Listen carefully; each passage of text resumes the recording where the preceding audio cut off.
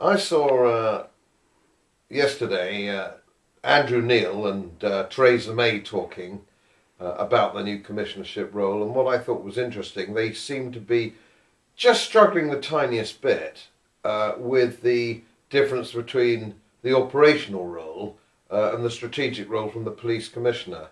And I thought that was interesting, and I thought perhaps they were struggling just a little bit, and I can understand that because they had no military experience. I don't know Theresa May, but I know Andrew Neil very kindly gave me dinner at the Ritz a few years ago. But it's really a question of understanding what is the operational domain and what is the strategic domain.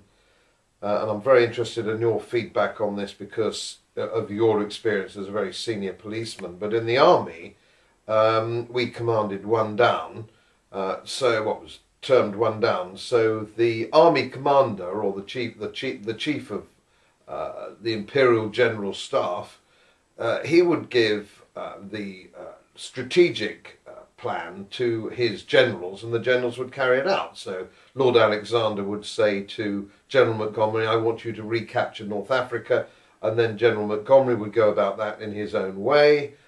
He would then delegate certain parts of the battle to his corps commanders, Brian Horrocks, 30 Corps, things like that.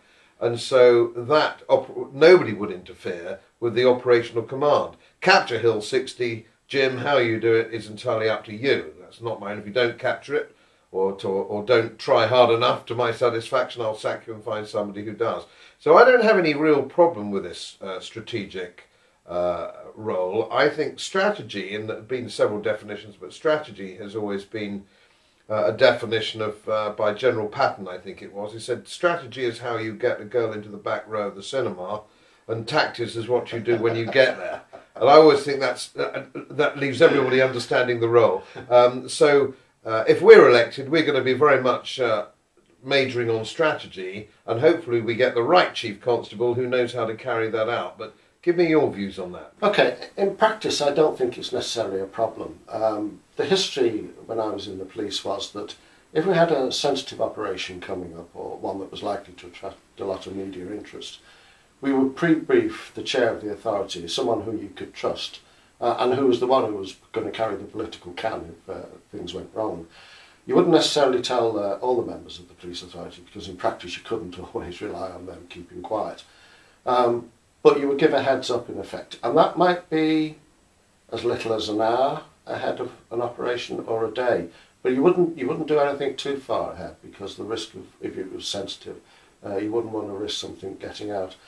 Now in practice, it's almost even like you can put it on a time scale. The strategy stuff works over months and years. The operational stuff is days, weeks. So there's a clear distinction just in time alone. So in practice, although it may sound quite hard in theory to define the difference, in practice it's really, you understand it on a day-to-day basis. And I've been there and done that, and I would have no desire to get in and fiddle with the operational world. That is definitely a policing side. No, good, me too.